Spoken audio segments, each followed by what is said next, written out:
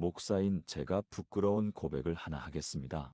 몇 년 전 새벽 기도를 인도하면서도 제 기도가 천장을 뚫지 못하는 것 같았습니다.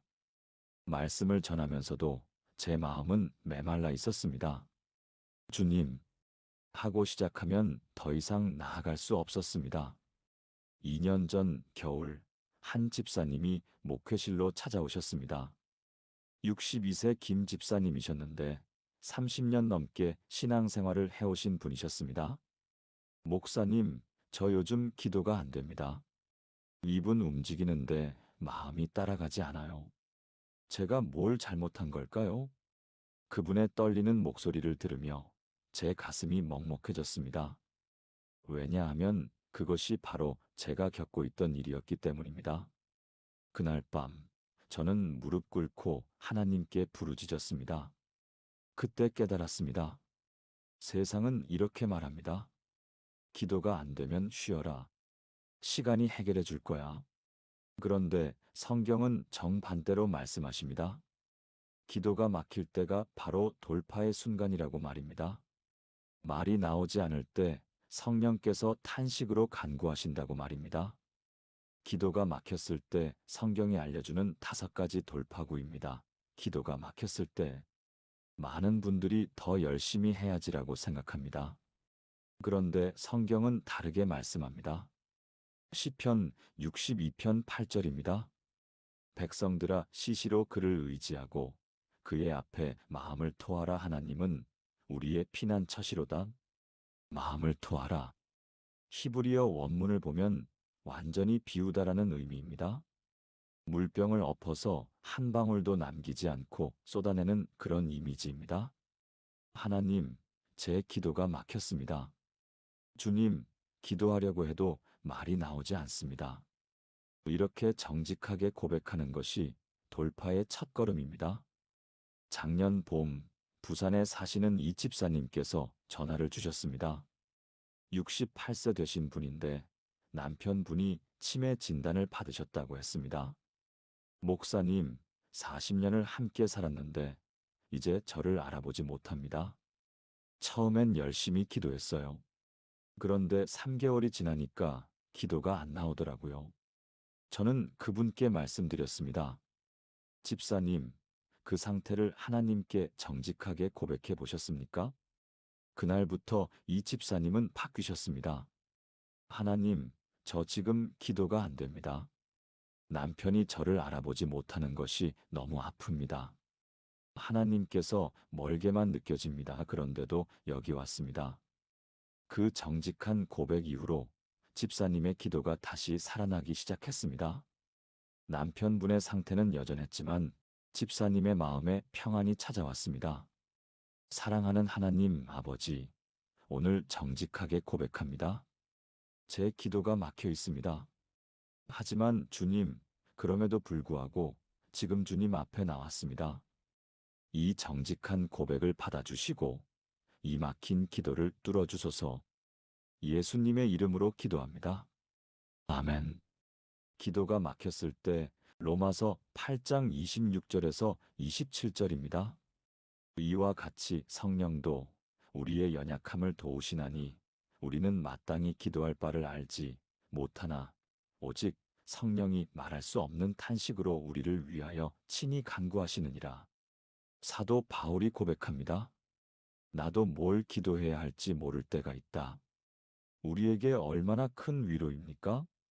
오직 성령이 말할 수 없는 탄식으로 우리를 위하여 친히 간구하시느니라. 지난해 여름 대구의 박 권사님 아들이 사업 실패로 5억 원의 빚을 지게 되었습니다.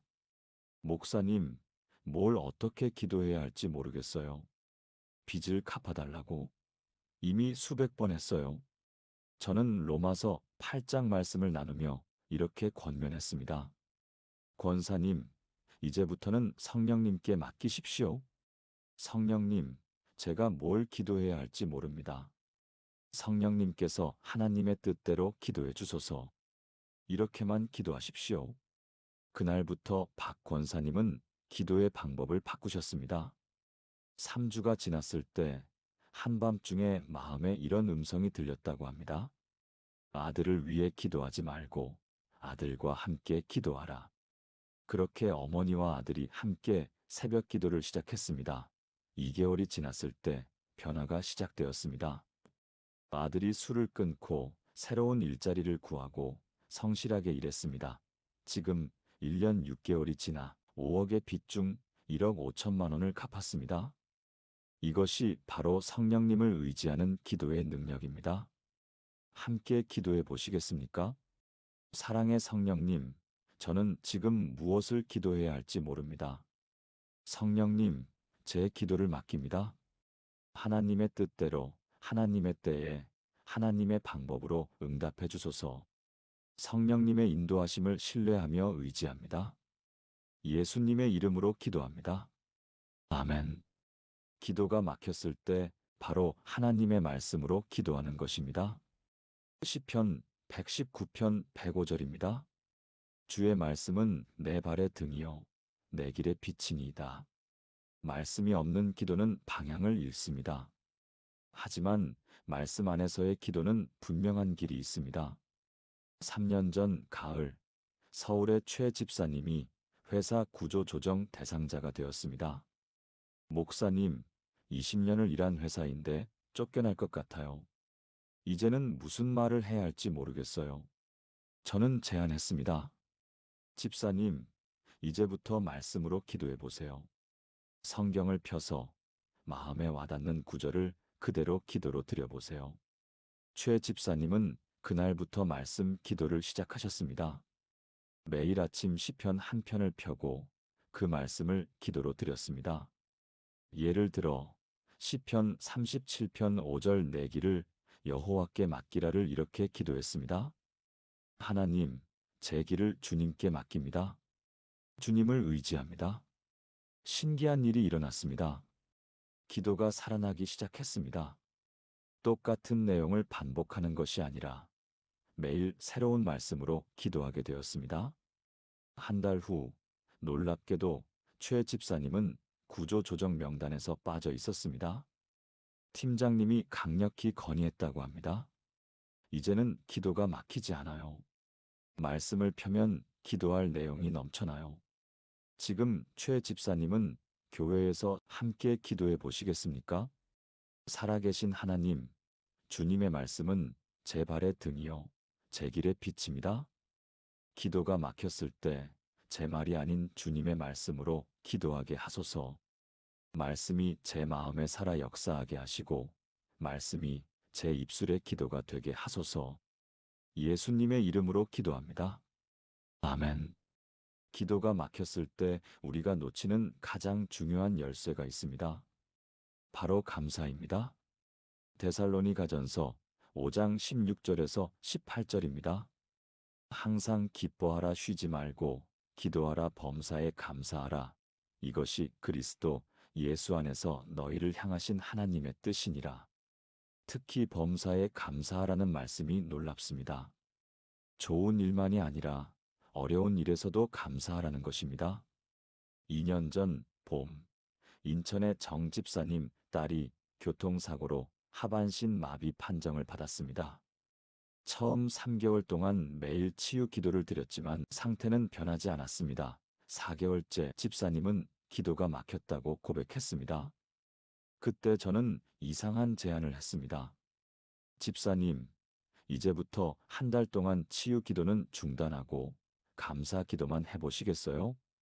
감사요? 무엇을 감사합니까? 딸이 살아있는 것, 의식이 있는 것, 팔은 움직이는 것.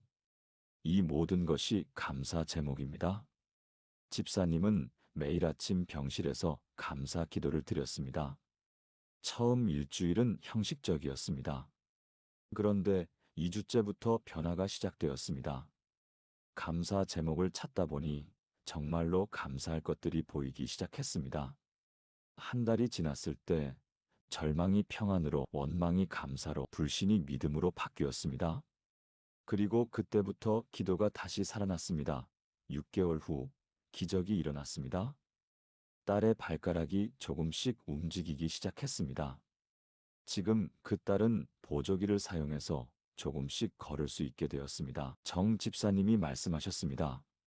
목사님, 감사 기도가 딸을 치유한 게 아니라 우리 가족을 치유했어요. 감사는 우리의 관점을 바꿉니다. 감사의 하나님 아버지, 오늘 제게 주신 모든 것을 감사드립니다. 비록 문제가 있지만 그 문제 속에서도 일하시는 주님을 감사합니다. 이 감사가 제 기도의 문을 여는 열쇠가 되게 하소서. 예수님의 이름으로 기도합니다. 아멘. 기도가 막혔을 때 혼자 끙끙 앓는 것입니다. 마태복음 18장 19절에서 20절입니다. 진실로 다시 너희에게 이르노니 너희 중에 두 사람이 땅에서 합심하여 무엇이든지 구하면 하늘에 계신 내 아버지께서 그들을 위하여 이루게 하시리라. 두세 사람이 내 이름으로 모인 곳에는 나도 그들 중에 있느니라. 합심하여라는 단어가 중요합니다. 헬라어로 심포네오인데 이것은 교향곡의 어원입니다. 다른 사람들의 기도가 하나로 합쳐질 때 하나님께서 응답하신다는 것입니다. 1년 전 겨울, 광주의 김 집사님 남편이 뇌출혈로 쓰러졌습니다. 목사님, 저 혼자는 못하겠어요. 기도하려고 하는데 너무 떨려서 말이 나오질 않아요. 저는 즉시 교회 기도팀에 연락했습니다. 그날 밤 10시, 5명이 전화로 함께 기도했습니다. 하지만 30분 정도 지났을 때 김 집사님도 기도할 수 있게 되었습니다. 하나님, 감사합니다. 제가 혼자가 아니네요. 남편을 주님께 맡깁니다.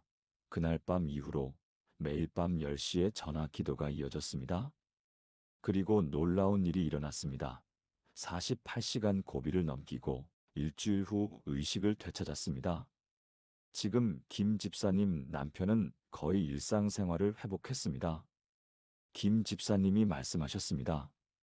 혼자였다면 못 견뎠을 거예요. 함께 기도해주는 분들이 계셨기에 버틸 수 있었어요. 내가 약할 때 형제자매가 강합니다. 내 기도가 막힐 때 형제자매의 기도가 뚫립니다. 함께 기도해 보시겠습니까? 공동체의 하나님 아버지, 제 기도가 막혔을 때 함께 기도해 줄 형제자매들이 있음을 감사합니다.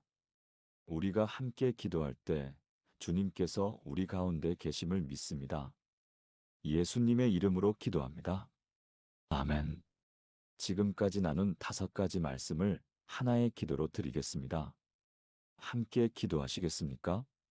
전능하신 하나님 아버지, 오늘 기도가 막힐 때 돌파하는 5가지 길을 보여주심을 감사합니다. 정직하게 고백하는 것, 성령님께 맡기는 것, 말씀으로 기도하는 것, 감사로 시작하는 것, 함께 기도하는 것을 가르쳐 주심을 감사합니다. 저는 고백합니다. 제 기도가 막힐 때가 있습니다. 하지만 더 이상 숨기지 않겠습니다. 성령님께서 말할 수 없는 탄식으로 저를 위해 간구하심을 신뢰합니다. 주님의 말씀으로 기도하겠습니다. 범사에 감사하겠습니다. 형제자매와 함께 기도하겠습니다. 오늘부터 이 5가지 원리로 기도 생활을 새롭게 시작하게 하소서. 막힌 기도가 뚫리고 식었던 기도가 다시 뜨거워지게 하소서. 살아계신 예수 그리스도의 이름으로 기도합니다. 아멘. 사랑하는 여러분, 지금까지 기도가 막힐 때 성경이 알려주는 5가지 돌파구를 함께 나누었습니다. 첫째, 정직하게 고백하는 것. 둘째, 성령님께 맡기는 것. 셋째, 말씀으로 기도하는 것. 넷째, 감사로 문을 여는 것. 다섯째, 함께 기도하는 것. 이 5가지는 단순한 방법이 아닙니다. 성경이 증거하고 수많은 성도들이 경험한 하나님의 길입니다. 여러분도 오늘부터 이 길을 걸으시기 바랍니다. 기도가 막혔을 때 좌절하지 마십시오. 그것이 바로 돌파의 순간입니다. 오늘 이 말씀이 마음에 와닿으셨다면 좋아요 버튼을 눌러주시고 댓글에 아멘이라고 남겨주세요. 그리고 지금 기도가 막혀서 고민하시는 분들이 계시다면 이 영상을 꼭 공유해 주세요. 하나님께서 여러분의 기도를 들으시고 응답하시며 놀라운 역사를 이루실 것을 믿습니다. 주님의 이름으로 축복합니다. 샬롬.